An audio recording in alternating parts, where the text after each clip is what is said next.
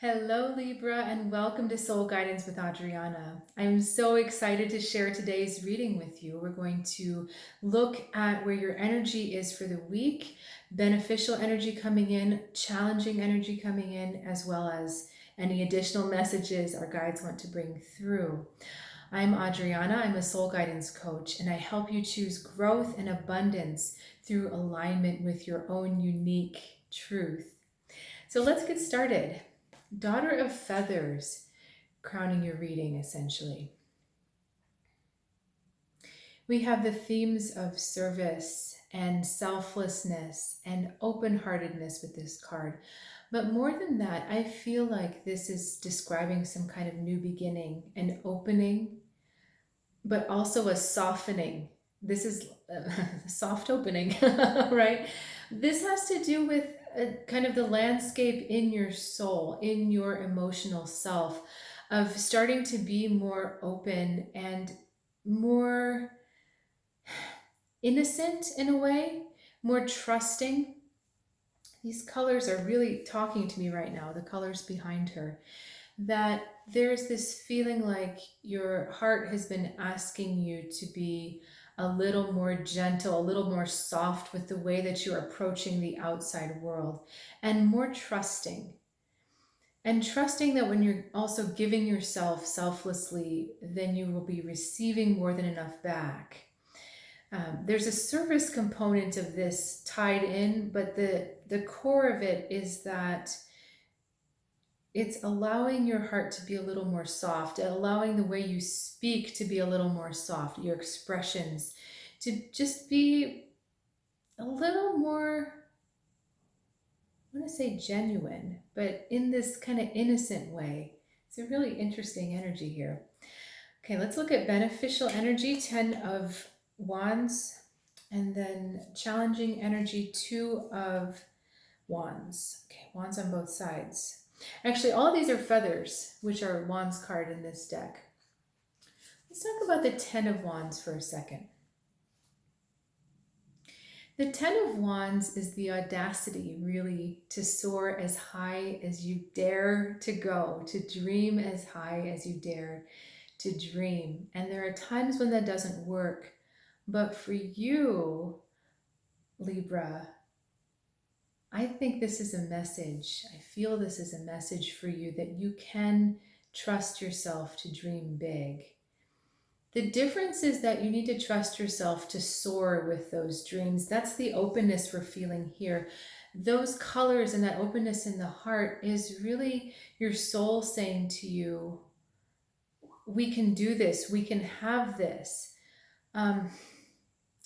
It's very hard for me to articulate this right now, so bear with me. That gentle, childlike energy that was felt here is really the energy of the soul. This innocence which doesn't fear hurt. It doesn't fear getting shut down. It doesn't fear all the stuff that we fear because our fears come from our egos. The soul comes from this positive, expansive energy that knows that there's only growth. There's only expansion. There's really nothing to be afraid of in that particular frame of mind or that dimension. We obviously don't live in that dimension because we're here in a human body, but we are connected to it.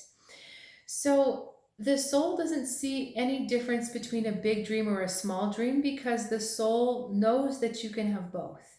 So to the soul, a big dream and a small dream are the same thing. To us, a big dream and a small dream are hugely different things because the small dreams tend to be things we think we can have, and the big dreams tend to be things we think we maybe might be able to have but probably couldn't have. And your message here is to really dream big. And to understand that at the soul level, it's the same thing. If you know you can have the small dream, your soul knows you can have the big dream, and the more open you are to that heart energy and that softness, the more aligned you are with your soul, and the more that bigger dream can become a reality. You are strong enough, you do have enough wisdom and enough knowledge to bring this dream to fruition. So really trusting that dream. Now on the other side, things that hold you back are the quick validations, the quick successes, again, the small dreams, the things you know that are attainable. But what's going to happen is you're going to attain that, and you're still not going to feel satisfied because your soul has awakened you to this idea of the bigger dream. I'm trying to give you a silly example. I think this happened. It's hard to tell in this mind sometimes. But I really wanted something. I can't remember what it was. Let's just call it a pair of shoes or a piece of clothing. I really, really wanted it, but it seemed too expensive. And so I settled for something else, a pair of shoes or clothing that wasn't as good. Okay, it wasn't as expensive, but then the quality wasn't as good. And I was never satisfied with it. And so I actually ended up getting the thing I wanted in the first place anyway, because that's really what I wanted. And that's what I would have been better off just getting right away, because as it was, I was afraid it was too expensive, but I ended up spending more money than I needed to. So had I just followed my dream, had I followed what I really wanted, I actually would have increased my abundance and increased my wealth, because I wouldn't have wasted that other money. However, it's not a waste because I learned, right? So you see, even in that silly little example, there's all these different dimensions that can start to open up for you when you really believe in the fullness and the bigness of your dream. And not to settle for facets of your dream or things that look like your dream that aren't quite your dream. You can't fool yourself, right? You might fool someone else, but you can't fool yourself, and you certainly can't fool your soul. Your soul will still want what it wants, even if you've convinced your mind that you're okay with your choice. Your soul will still want what it wants. Okay, let's get a little more information. 3 of Cups, celebration, and 10 of Cups, overflowing. All right. Really believe in these blessings. They're waiting to come to you, and they're possibly waiting to come to you through other people. So other people may be instrumental in bringing you your dream, but you've got to believe in your own dream first. There's also a feeling that there are different, this is interesting. There are different facets to your gratitude that you're not actively acknowledging. Okay, so if you do a habitual gratitude practice, or you think about it, things that I'm grateful for, there are areas of your life that you are grateful for, but you're not consciously aware of them. Okay, so this is about broadening out your idea of what you're grateful for. And the reason why we're doing that is because it's like source or spirit or whatever you want to call it is trying to show you that when you've asked for certain things, you've been brought so much more. Okay? So I'll give a silly example. I have a cat named Hugo, and he was always my cat, but I wasn't able to bring him into my space until a few years after we got him.